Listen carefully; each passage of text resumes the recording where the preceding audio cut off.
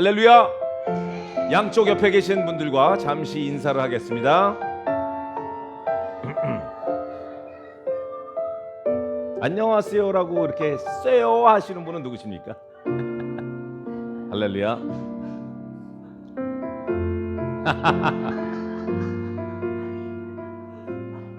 네, 오늘은 마지막 때의 이상한 주장들과 이론들이라는 제목으로 여러분들과 말씀을 나누겠습니다. 함께 우리가 마태복음 24장 23절에서 24절까지의 말씀을 나누겠습니다. 같이 읽겠습니다. 그때 사람이 너희에게 말하되 보라, 그리스도가 여기 있다 혹은 저기 있다 하여도 믿지 마라. 거짓 그리스도들과 거짓 선지자들이 일어나 큰 표적과 기사를 보여 할 수만 있으면 택하신 자들도 미혹하리라. 아멘. 이 거짓 그리스도, 거짓 선지자, 이단들이 사람들을 미혹하려는 그 목적은 무엇이겠습니까? 그냥 재미로 장난치려고요? 아니면 그냥 우리의 믿음을 한번 점검해 보기 위해서 할 것 같습니까? 아닙니다. 그들의 목적은 믿지 않는 사람들의 영혼을 완전히 스틸하고 영원한 지옥에 빠지게 하기 위해서입니다. 또한 믿는 사람들의 영혼을 완전히 망가뜨려서 주를 믿는 믿음을 없애기 위해서입니다. 자, 그럼 이렇게 말씀하시는 분들이 계실 것입니다. 믿는 사람의 영혼을 완전히 망가뜨린다고요? 설마 망가지겠어요? 믿는 사람인데? 그리고 망가진다고 하더라도 예수님을 믿었던 사람들은 구원을 받았으니까 이단에 빠지고 예수님을 부인하더라도 천국 가고 영원한 생명을 얻잖아요.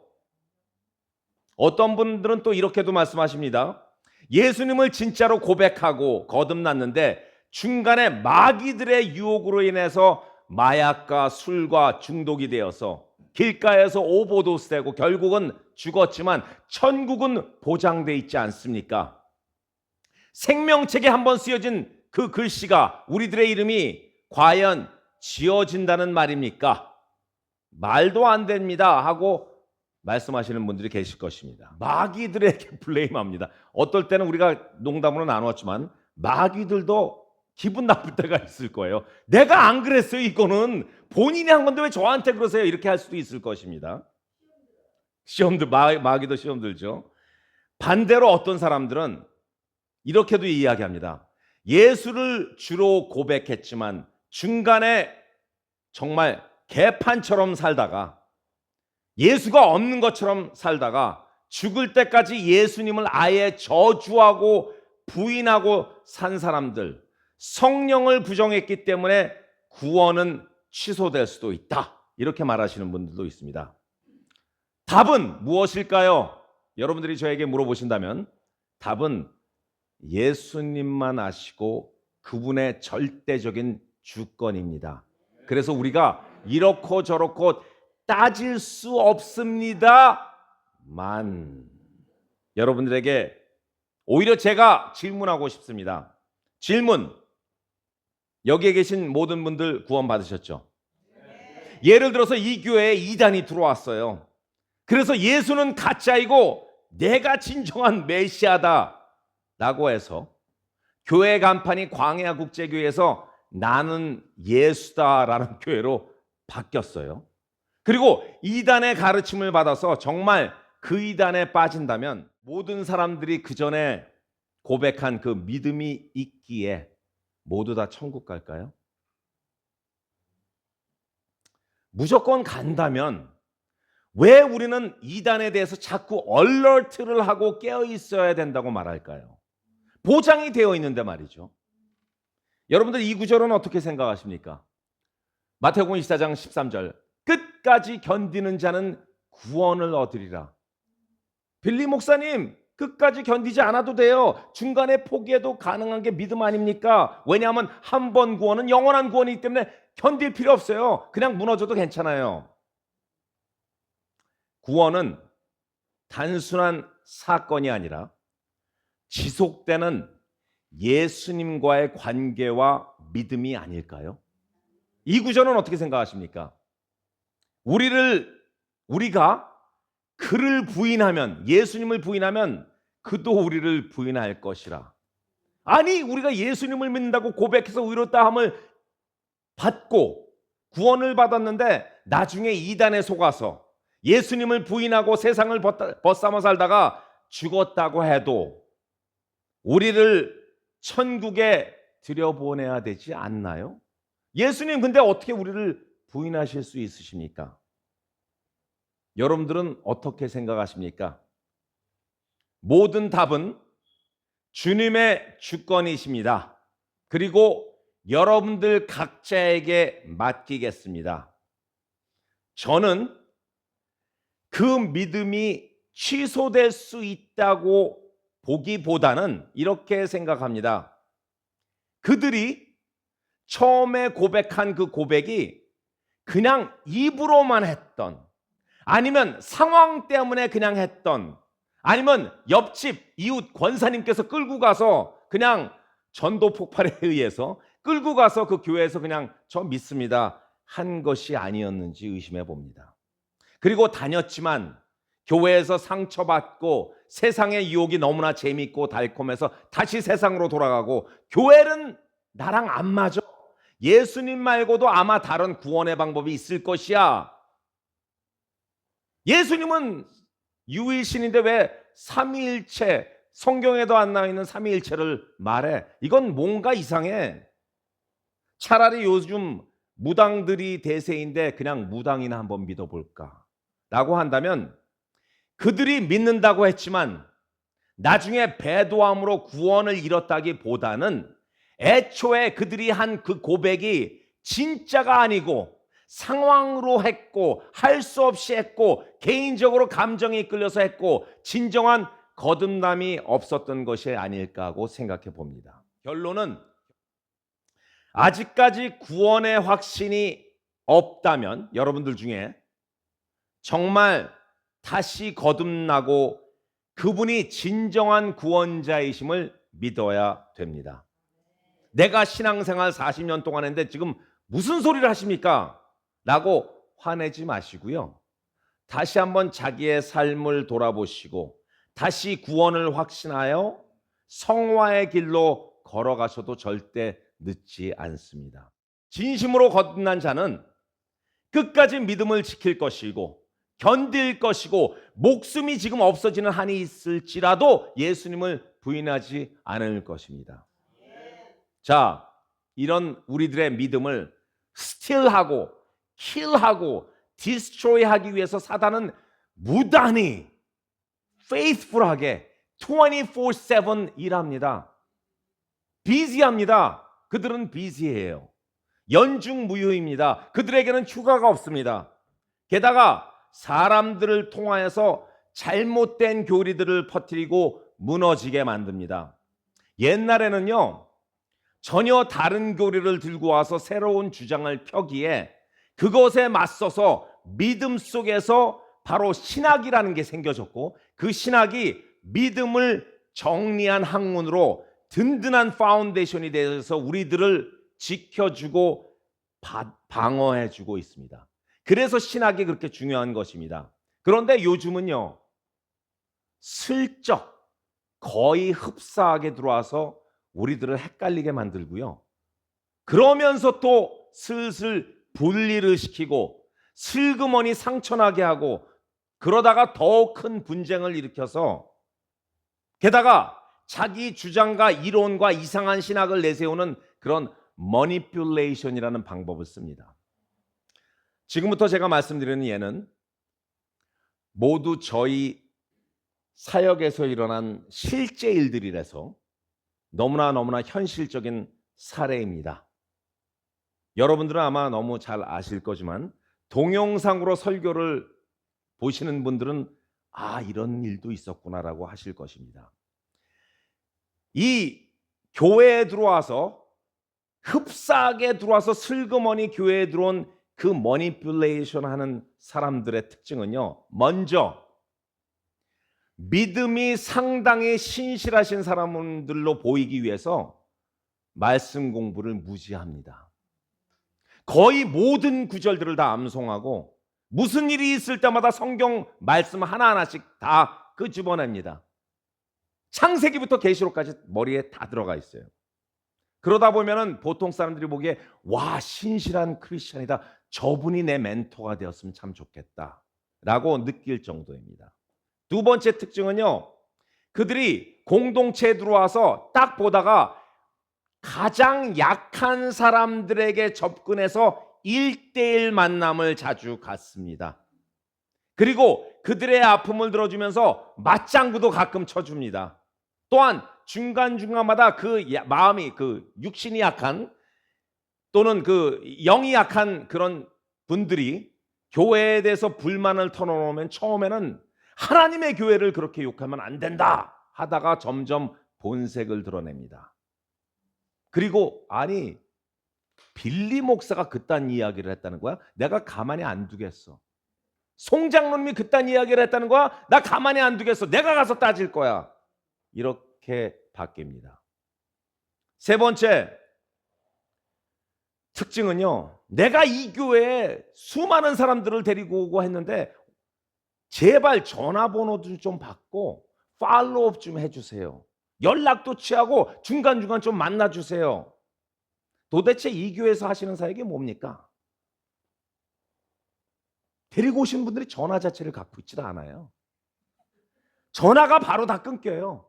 그리고 그 힘들어하는 사람들을 거처를 마련하기 위해서 여러 가지 루트를 통해서 거처를 마련했는데 찾아가 보니까 어떤 마켓 뒤에 텐트를 깔아놓은 데 찾아가니까 없어졌어요. 어떻게 연락하란 말입니까? 네 번째, 그들의 특징은요, 거의 모든 정통신학을 믿고 따르지만 가끔 약간 벗어난 주장들을 접하고 자신이 너무 놀라워서 꼭 금광을 발견한 양 또는 산삼을 발견한 양, 신봤다, 석유 위전을 발견한 양, 너무나 놀라워서 그 주장을 완전히 흡수해버리고 그것을 소화시킨 다음에 그 주장을 전파해 나갑니다. 예를 들어요? 굉장히 재밌습니다. 예를 들어서 우리 창세기에 나오는 네피림 있죠? 거인들. 이 네피림은 바로 하나님의 아들들과 사람의 딸들이 결혼해서 생긴 거인이다. 여기서 하나님의 아들은 누구냐? 천사였지만 타락한 천사들을 이야기하는 것이고 사람들의 딸과 결혼해서 네피림 같은 거인을 낳았다. 마귀의 자손들이다. 이렇게 주장하면 재밌잖아요. 그런데 이것을 모아서 나만 아는 비밀인 양 하면서 사람들을 모읍니다.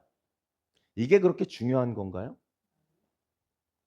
거인, 네피림, 하나님의 아들, 사람의 딸들 이야기할 시간에 성경 한 구절 한 구절을 더 읽고 마음으로 묵상을 하며 그것을 크리스찬 삶 가운데 실행하는 것이 더 중요합니다.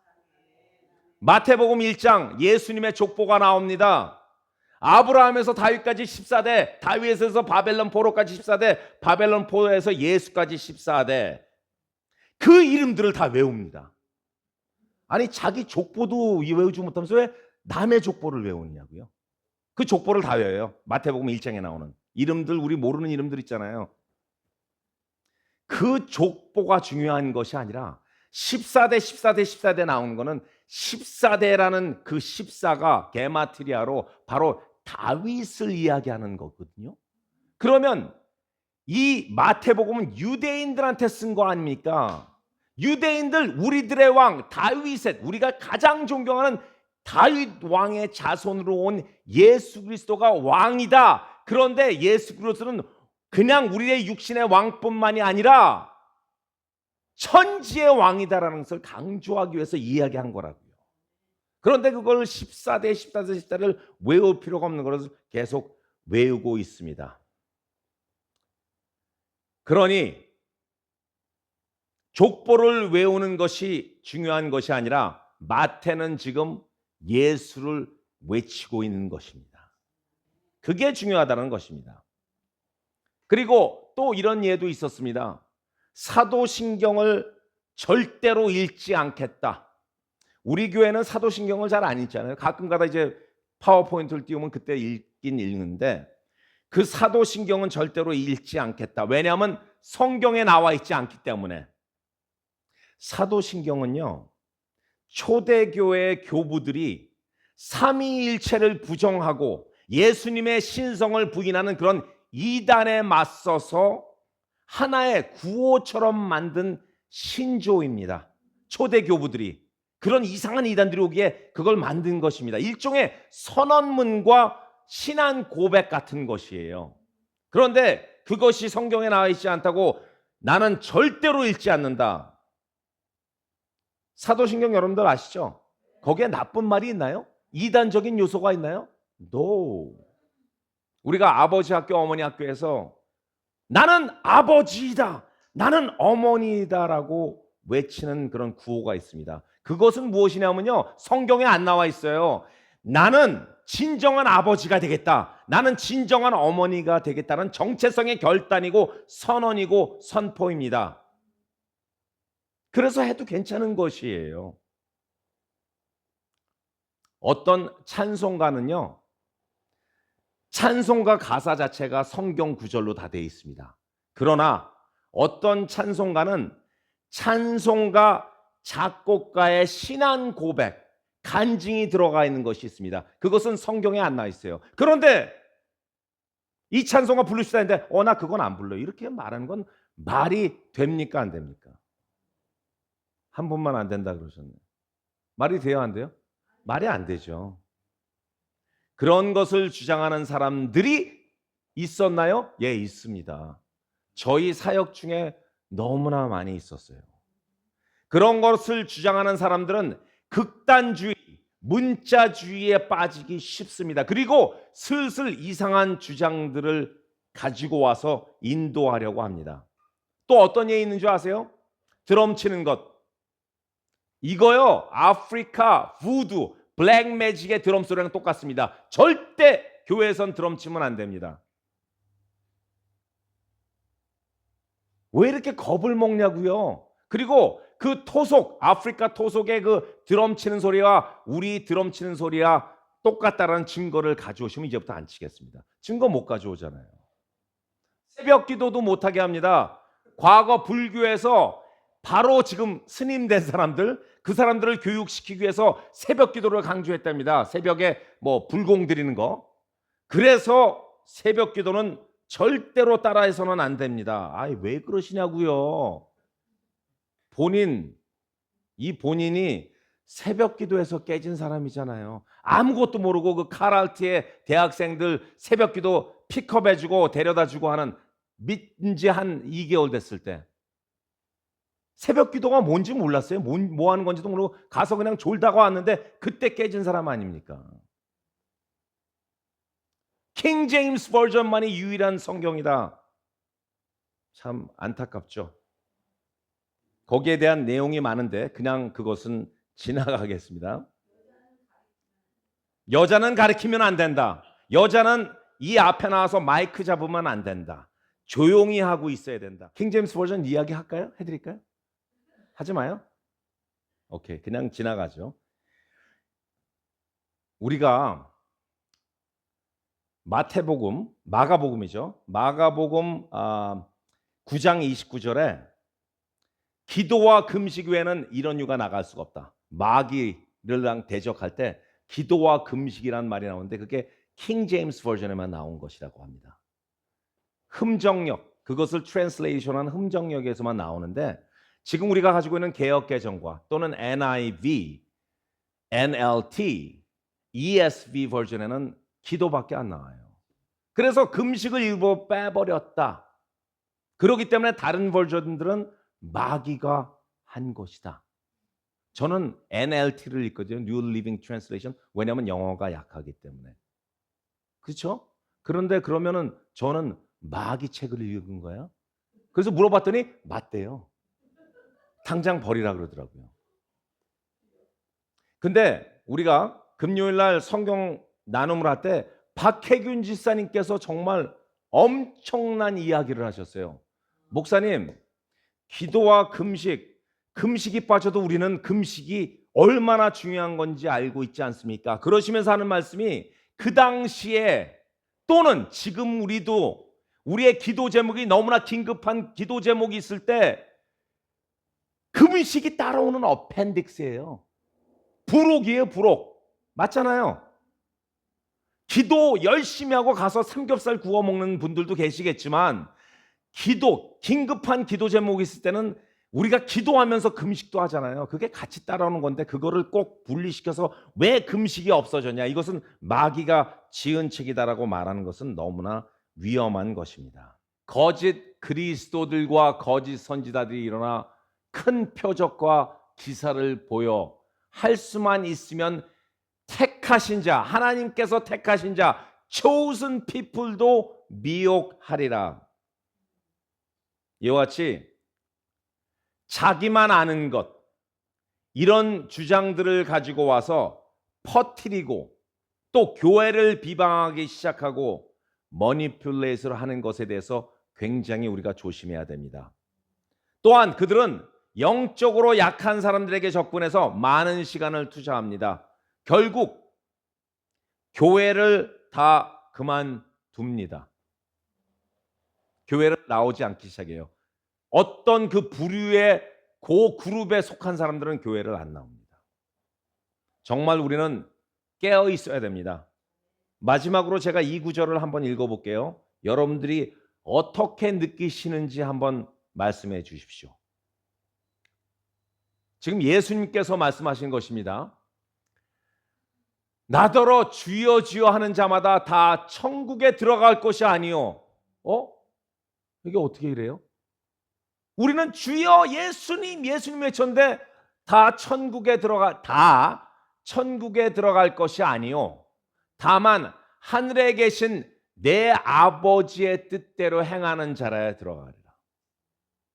그랬더니 그 많은 능력 있는 사람들이 so-called I am Christian이라는 사람들이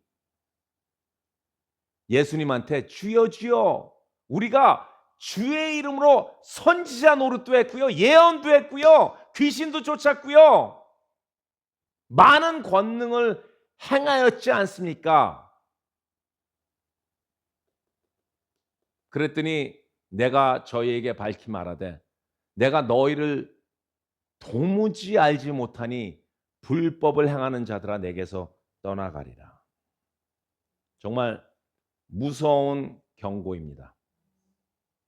주를 입으로만 고백하는 것이 아니라 마음으로 믿어 고백하고 크리스찬으로서의 열매를 맺는 그 길, 즉 성화의 길을 걸어가는 여러분들과 죄가 되어야겠습니다.